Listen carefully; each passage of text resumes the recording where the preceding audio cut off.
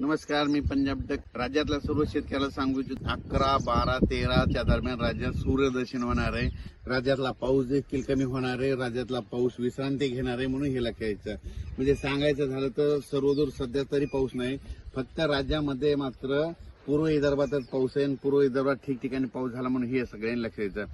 पण राज्यातल्या सर्व शेतकऱ्याला सांगू इच्छितो की काय झालं की काही भागामध्ये सांगतो की लातूर जिल्हा, धाराशिव, त्याच्यानंतर सोलापूर जिल्हा, बीड जिल्ह्यामध्ये ह्या भागामध्ये ह्या आता जे पाऊस पडला त्याच्यामध्ये तिकडल्या भागात काही भाग आणखीन सोडून दिलेला आहे. तर त्यांना सांगू इच्छितो की आज 10 तारखेला म्हणजे दुपारपर्यंत ऊन पडेल, काही भागामध्ये तुरळक ठिकाणी पाऊस पडणार आहे, म्हणून हे लक्षात द्यायचं.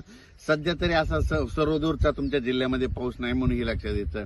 सध्या फक्त तुम्हाला सांगतो पूर्व विदर्भातच पाऊस मात्र कायम आहे. आणखीन 2-3 दिवस तिकडं 11, 12, 13 पर्यंत पूर्व विदर्भामध्ये नागपूर, वर्धा, भंडारा, गोंदिया, इकडे अमरावती, अकोला या भागामध्ये तिकडं ते पाऊस राहणार आहे. आणि त्याच्यानंतर तिकडं नंतर 14 तारखेच्या नंतर तिकडं देखील सूर्यदर्शन होणार आहे, म्हणून लक्षात द्यायचं. पण राज्यात मात्र उद्यापासून मात्र सगळीकडे सूर्यदर्शन होणार आहे, म्हणून हे लक्षात द्यायचं. राज्यातल्या सर्व शेतकऱ्याला सांगू इच्छितो की राज्यामध्ये मग सांगायचं झालं तर हे बीड जिल्हा झाला, लातूर जिल्हा झाला, त्यानंतर जालना जिल्ह्याचा काही भाग, त्याच्यानंतर इकडं नगर जिल्ह्याचा काही भाग, कडाष्ट या भागात आणि परभणी जिल्ह्याचा काही भाग, या भागात काही भागामध्ये आणखीन पाऊस पडलेला नाही.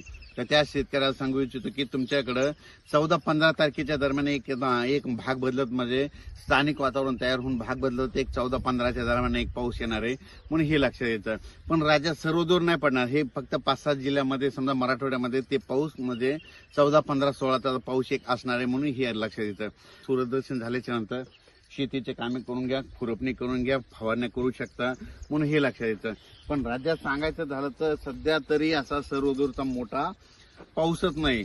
मग राज्यात फक्त तुम्हाला सांगतो की पाऊस मग कधी येणार, तर तुम्हाला सांगतो राज्यात मध्ये सध्या 14 जुलै, 15 जुलै, 16च्या दरम्यान फक्त मराठवाड्यामध्ये विखुरलेल्या स्वरूपाचा भाग बदलत एक पाऊस येणार आहे, म्हणून हा अंदाज लक्षात द्यायचा.